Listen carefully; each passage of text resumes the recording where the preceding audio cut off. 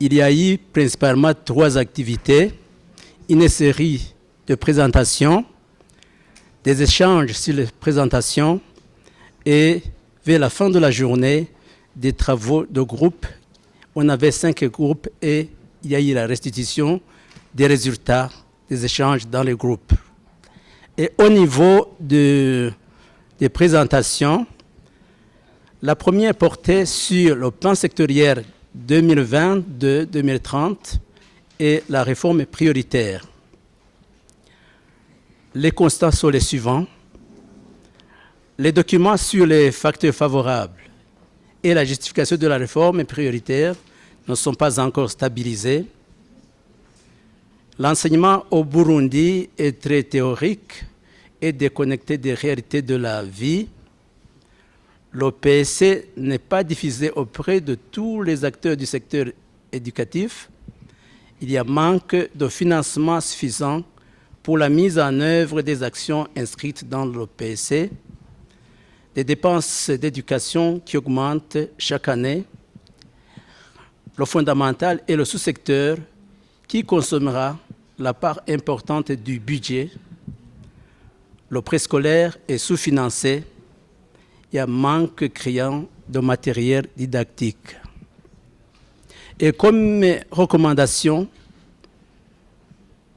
il faut mettre en place une école de formation des éducateurs du préscolaire. Là, on a pris l'exemple du pays comme le Zimbabwe. Allouer au préscolaire au moins 10% du budget de l'éducation pour se conformer aux recommandations du sommet sur la transformation de l'éducation, généraliser une éducation préscolaire gratuite, doter le niveau préscolaire d'enseignants fonctionnaires sous statut, organiser un forum pour réfléchir sur les cas des lauréats diplômés chômeurs, former les gens dans l'esprit de la vision Burundi, pays émergent en 2040 et pays développé en 2060. Diffuser le contenu du plan sectoriel 2022-2030 auprès de tous les acteurs du système éducatif. Mobiliser des fonds auprès des bailleurs pour venir à bout des défis qui hantent le secteur. Et aussi, il y a une décision qui a été prise par rapport aux facteurs favorables et justification de la réforme prioritaire. Donc, l'Assemblée a donné le feu vert au groupe technique de travail de continuer à réfléchir sur les facteurs favorables et les justifications de la réforme prioritaire. Pour la présentation sur le projet Twigeneza, quels ont été les constats? Il y a mise en œuvre tardive des activités car, premièrement, la pandémie Covid-19. En deuxième lieu, signature tardive des conventions. Faible rythme de décaissement des fonds. Signature tardive des marchés, donc retard des annonces vis-à-vis de certains marchés. Et pour les recommandations par rapport à ce point, donc rien n'a été signalé. Après, il y a eu la troisième présentation qui portait sur l'alimentation scolaire. Le constat a été qu'il y a la rupture de stock qui occasionne des abandons scolaires. Il y a la non-généralisation du programme d'alimentation scolaire. Seulement 9 provinces sont concernées. Il y a rupture de stock à cause des longs circuits d'approvisionnement. Il y a achat décentralisé et achat décentralisé des vivres en expérimentation. Il y a la généralisation de la cantine qui dépendra de la disponibilité des fonds. Il y a le poste fondamental n'est pas concerné par l'alimentation scolaire, ce programme.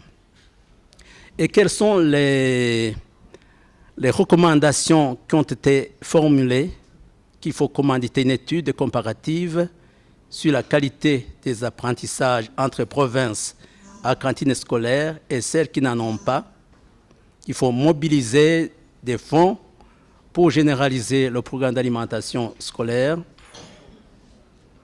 développer des stratégies pour assurer la rétention des enfants à l'école, introduire un petit déjeuner pour permettre aux groupes pédagogiques de la matinée de bénéficier de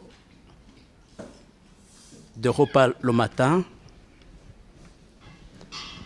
et élaborer des stratégies pour la pérennisation de la cantine scolaire en prévision du retrait éventuel des partenaires.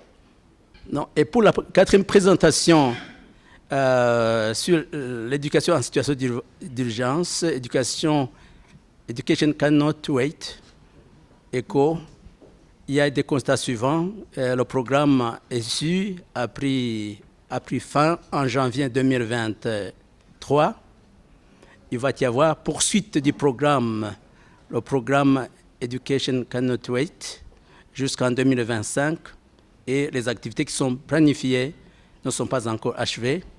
Que le programme coûtera 30 millions de dollars américains, mais le financement disponible n'est que de 18 millions de dollars, 12 millions de dollars. Recommandation qui a été formulée, c'est de mobiliser les fonds pour couvrir le gap de 18 000 millions de dollars. Cinquième présentation qui a été donnée par Enabel sur le projet PAORC. Le constat, c'est que l'on a changé les cibles. Avant, donc la formation était directement adressée aux étudiants, mais par après, directement, ils sont en contact avec les enseignants. Il y a le fonctionnement de la plateforme des enseignements en ligne. Ça a été un constat. Il y a aussi une accessibilité de tous les étudiants à la plateforme. Et à la fin de la journée, il y a eu des travaux de groupe et vous venez de suivre les différentes présentations. Voilà donc ce que nous avons pu recueillir pour toute la journée et je vous remercie.